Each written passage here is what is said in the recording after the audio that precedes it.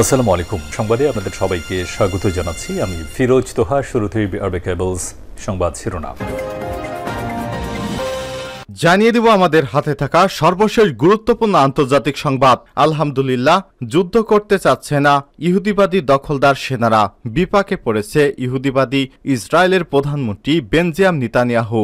গাজা সশস্ত্র গোষ্ঠী হামাসের সঙ্গে 6 মাসের বেশি সময় ধরে যুদ্ধ করছে ইহুদিবাদী ইসরায়েল, কিন্তু এবারে ইহুদিবাদী ইসরায়েলের সেনাবাহিনী গাজা যুদ্ধে কোনো থালকুল না পেয়ে শেষ পর্যন্ত যুদ্ধ না করার জন্য ঘোষণা দিয়েছে। এতেই বিপাকে পড়েছে ইহুদিবাদী প্রধানমন্ত্রী বেনজামিন নেতানিয়াহু।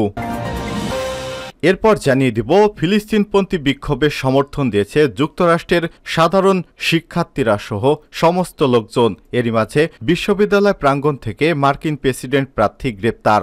দখলদার ইহুদিবাদী বাহিনীকে কেউ আর দেখতে চায় না। এরই পরিপ্রেক্ষিতে মার্কিন প্রেসিডেন্ট প্রার্থী যুক্তরাষ্ট্রের সাধারণ শিক্ষার্থীদের সাথে ফিলিস্তিনে যুদ্ধের বিরুদ্ধে বিক্ষোভে অংশ নিয়েছেন। সেখান থেকে মার্কিন প্রেসিডেন্ট প্রার্থীকে গ্রেপ্তার করা হয়েছে। ওয়াশিংটন থেকে এরই মধ্যে 900 জন বিক্ষোভকারীকে গ্রেপ্তার করেছে পশ্চিমা পুলিশ বাহিনী। তবে পুলিশ বাহিনী বাইডেনের চাপে এদেরকে গ্রেপ্তার করলেও তারা কিন্তু ফিলিস্তিনের পক্ষ নিয়েছে। এবারে জানাবো, ইরানকে ঠেকাতে চীনকে পাশে চায় ইসরায়েল। মধ্যপ্রাচ্যের পরিস্থিতি ক্রমেই জটিল হচ্ছে। যুদ্ধ কেবল ফিলিস্তিন ও ইসরায়েলের মধ্যে সীমাবদ্ধ নেই, এবার যুদ্ধ ছড়িয়ে পড়েছে বিভিন্ন অঞ্চলে।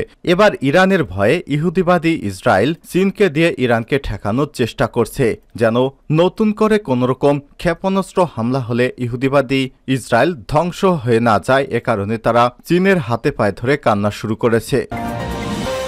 জানিয়ে দিব, ইসরায়েলি হামলা ঠেকাতে উপায় জানালেন ফিলিস্তিনের প্রেসিডেন্ট। আলহামদুলিল্লাহ, ইহুদিবাদী ইসরায়েল সেনাদের ঠেকাতে ফিলিস্তিনি প্রেসিডেন্টের নতুন কৌশল। এবং সর্বশেষ জানিয়ে দিব, পশ্চিমা বিশ্ববিদ্যালয়ে ফিলিস্তিনপন্থীদের উপর দমনপীড়ন চালাচ্ছে ইহুদিবাদী রাষ্ট্র সমর্থনকারী পশ্চিমা শাসক গোষ্ঠী বাইডেন প্রশাসন। এ বিষয়ে যা বললেন ইরানের প্রেসিডেন্ট ইব্রাহিম রাইসি। এতক্ষণ শুনছিলেন সংবাদ শিরোনাম, এবারে বিস্তারিত। তবে তার আগে অনুরোধ করব, আপনি কোন স্থান থেকে আমাদের সংবাদটি দেখছেন কমেন্ট করে জানিয়ে দিন এই সংবাদ সম্পর্কে আপনার মূল্যবান মতামত। আর বন্ধুরা, এই সংবাদটি আপনার ফেসবুক সোশ্যাল মিডিয়ায় ছড়িয়ে দিন, যাতে করে সবার আগে লেটেস্ট আপডেট সংবাদগুলো আপনার বন্ধুরা দেখতে পায়। এবারে বিস্তারিত। দখলদার ইহুদিবাদী সেনাবাহিনী এবার যুদ্ধ না করার ঘোষণা দিয়েছে। এতেই বিপাকে পড়েছে ইহুদিবাদী কট্টরপন্থী বেনজামিন নেতানিয়াহু সরকার। গাজায় সশস্ত্র গোষ্ঠী হামাসের সঙ্গে 6 মাসের বেশি সময় ধরে যুদ্ধ করছে ইহুদিবাদী ইসরায়েল। গত 7 অক্টোবর থেকে শুরু হওয়া এই যুদ্ধের শুরুতে ইসরায়েল বলেছিল গাজা থেকে তারা হামাসকে পুরোপুরি নির্মূল করবে।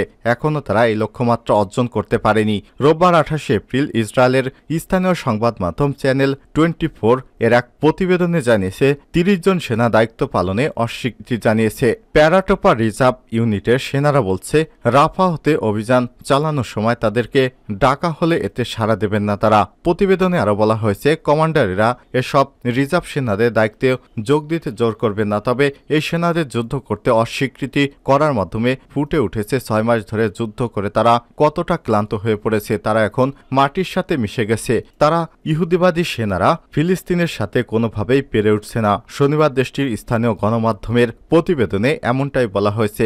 মারিফ পত্রিকা নাম প্রকাশে অনিচ্ছুক সূত্রের বরাত দিয়ে জানিয়েছে, আইসিসির গ্রেপ্তারি পরোয়ানার সংখ্যাতে অত্যন্ত চাপে এবং আতঙ্কের মধ্যে আছে বেনজামিন নেতানিয়াহুর সরকার। দ্য নিউ আরব নিউজে এমনটাই জানানো হয়েছে। এদিকে কাল সোমবারে মিশরের রাজধানী কায়রোতে যাবে হামাসের একটি প্রতিনিধি দল। তারা দখলদার ইসরায়েলের সঙ্গে জিম্মি চুক্তি নিয়ে কথা বলবে। হামাসের কাছ থেকে জিম্মিদের ছাড়িয়ে নিতে ইসরায়েল নতুন একটি প্রস্তাব দিয়েছে। এই প্রস্তাবটি পর্যালোচনা করে একটি সিদ্ধান্তে পৌঁছবে হামাস। কাল কায়রোতে গিয়ে মধ্যস্থকারী দেশগুলোর কাছে নিজেদের সিদ্ধান্ত জানাবে তারা। ফলে আগামীকাল জানা যাবে ইসরায়েলের সঙ্গে হামাসের জিম্মি ও যুদ্ধবিরতির চুক্তি হবে কিনা। ইসরায়েল হুমকি দিয়েছে, যদি হামাস জিম্মিদের না ছাড়ে তাহলে ইহুদিবাদী রাষ্ট্র কিছুই করতে পারবে না। এজন্য নিজেদের সব প্রস্তুতি সম্পূর্ণ রেখেছে তারা। সূত্র টাইমস অফ ইসরায়েল। ফিলিস্তিনপন্থী বিক্ষোভের সমর্থন বিশ্ববিদ্যালয় প্রাঙ্গণ থেকে মার্কিন প্রেসিডেন্ট প্রার্থী গ্রেপ্তার। ওয়াশিংটন বিশ্ববিদ্যালয় ক্যাম্পাসে ফিলিস্তিনপন্থী বিক্ষোভ শিবিরে পুলিশ দমনপীড়নের সময় গ্রেপ্তার হয়েছে যুক্তরাষ্ট্রের গ্রিন পার্টির প্রেসিডেন্ট প্রার্থী জিল স্টেইন। ক্যাম্পাসে নতুন করে গ্রেপ্তার হওয়া ৯০০ জনের মধ্যে স্টেইন ছিলেন। ২০২৪ সালে মার্কিন প্রেসিডেন্ট নির্বাচন প্রার্থী স্টেইন প্রচারণা ব্যবস্থাপক এবং একজন ডেপুটি সহ তাকে গ্রেপ্তার করা হয়েছে। যদিও স্টেইনের নির্বাচনী দল শিক্ষার্থীদের দাবি এবং তাদের শান্তিপূর্ণ বিক্ষোভকে সমর্থন করে। বেশ কিছু মার্কিন সংবাদ মাধ্যমের তথ্য বলছে, গাজায় ফিলিস্তিনিদের বিরুদ্ধে গণহত্যা, ইসরায়েলকে অস্ত্র সরবরাহ না করতে ইসরায়েলের বিনিয়োগ বন্ধের দাবিতে বিক্ষোভকারীরা যখন নানা পদক্ষেপ নিয়েছিল তখন পুলিশ তাদেরকে গ্রেপ্তার করেছে।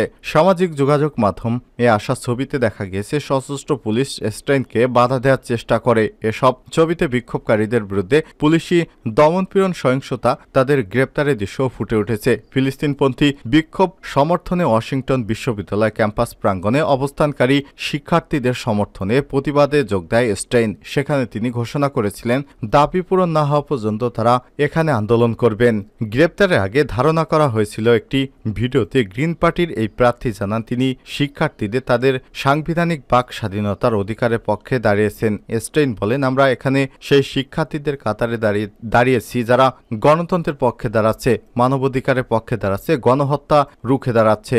জিল স্টেইনের যোগাযোগ পরিচালক ডেভিড শোয়াব বলেছেন, স্টেইন শনিবার বিকেলে বিক্ষোভকারী ও পুলিশের মধ্যে পরিস্থিতি শান্ত করার চেষ্টা করছিলেন, কিন্তু পুলিশ কিছুক্ষণ পরই তাকে গ্রেপ্তার করে। তিনি বলেন, এটি লজ্জাজনক যে বিশ্ববিদ্যালয় প্রশাসনগুলো তাদের নিজস্ব শিক্ষার্থীদের বিরুদ্ধে শক্তি প্রয়োগে সমর্থন করছে। তারা কেবল শান্তি, মানবাধিকার এবং আমেরিকান জনগণ ঘৃণা করে এ গণহত্যা অবসান চাচ্ছে। ওয়াশিংটন পোস্টের এক প্রতিবেদনে বলা হচ্ছে, গত 10 দিনে মার্কিন বিশ্ববিদ্যালয়গুলো থেকে অন্তত ৯০০ জন ফিলিস্তিনপন্থী বিক্ষোভকারীকে গ্রেপ্তার করা হয়েছে। সংবাদপত্রতে বলা হয়েছে, গাজার বিরুদ্ধে যুদ্ধে ইহুদিবাদী সরকারকে সমর্থন করা ওয়াশিংটনের নীতির বিরুদ্ধে দেশব্যাপী শিক্ষার্থী ও শিক্ষকেরা বিক্ষোভে নেমেছে। ইরানকে ঠেকাতে চীন। মধ্যপ্রাচ্যের পরিস্থিতি ক্রমেই জটিল হচ্ছে। যুদ্ধ কেবল ফিলিস্তিনি ও ইসরায়েলিদের মধ্যেই সীমাবদ্ধ নেই, স্থানীয় গণ্ডি পেরিয়ে রূপ নিয়েছে আঞ্চলিক যুদ্ধে। শেষ পর্যন্ত ইতিহাসে প্রথমবারের মতো ইরান থেকে সরাসরি ক্ষেপণাস্ত্র হামলা গিয়ে পড়েছে ইহুদিবাদী ইসরায়েলের বুকে। এতে ইহুদিবাদী ইসরায়েলের কলিজায় আঘাত হানতে সক্ষম হয়েছে ইরান। দুই বৈরী দেশ যেভাবে যুদ্ধ ছড়িয়ে পড়েছে মনে করা হচ্ছে সেটা হয়নি, তবে যুদ্ধ এবারেই হবে না সেটাও বলা যাচ্ছে না। যুক্তরাষ্ট্র এখনই ইরানের সঙ্গে সংঘাতে যেতে চাচ্ছে না, কারণ তারা অলরেডি ইউক্রেনের সাথে যোগ দিয়ে রাশিয়ার সাথে একরকমের যুদ্ধে জড়িয়েছে। এ কারণে তারা ইরানের সাথে ভয়ে যুদ্ধ করার মতো পরিস্থিতির মধ্যে যুক্তরাষ্ট্র নেই। এ কারণে চীনকে ব্যবহার করে যুক্তরাষ্ট্র চাইছে যে করেই হোক ইরানকে দমিয়ে রাখতে, যাতে করে আবার পুনরায় ইহুদিবাদী ইসরায়েলে ক্ষেপণাস্ত্র হামলা না করে ইরান। এই ভয়ে ভয়ে তারা এবার চীনের কাছে সাহায্য চেয়েছে। সিরিয়ার রাজধানী দামেস্কে ইরানের কনসুলেটে 1 এপ্রিল ইসরায়েলের ক্ষেপণাস্ত্র হামলায় 2 জন সামরিক কর্মকর্তা সহ অন্তত 6 জন নিহত হয়েছিল। এরই জবাব দিয়েছে ইরান। ইরানের জবাবে ভেঙে চুরে তছনছ হয়ে গেছে ইহুদিবাদী নেতানিয়াহুর মসনদ। ইসরায়েলি হামলা ঠেকানোর উপায় জানালেন ফিলিস্তিনি প্রেসিডেন্ট। টানা 7 মাস ধরে ইসরায়েলি বাহিনীর হামলায় পুরোপুরি ধ্বংসস্তূপে পরিণত হয়েছে গাজা উপত্যকা। এখন বাকি কেবল দক্ষিণ গাজার রাফা শহর, যেখানে বসবাস করছে বস্ত্রচ্যুত লাখ লাখ ফিলিস্তিনি। স্বাধীনতাকামী যোদ্ধাদের ধ্বংস করতে শেষ পর্যন্ত শহরটিতে স্থল অভিযান পরিচালনার সিদ্ধান্ত নিয়েছে ইহুদিবাদী ইসরায়েল।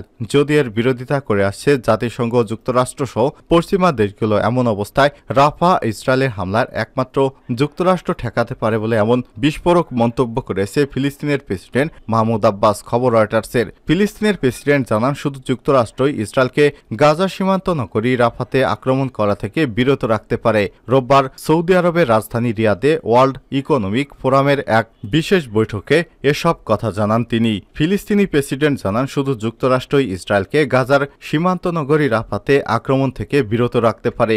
গাজায় থাকা হামাসের সর্বশেষ ব্যাটালিয়নগুলো ধ্বংস করতে রাফা শহরে স্থল অভিযানের সিদ্ধান্ত নিয়েছে নেতানিয়াহু ইহুদিবাদী বাহিনী। যদিও এলাকাটিতে নিয়মিতই বিমান হামলা চালিয়ে আসছে ইসরায়েল বাহিনী।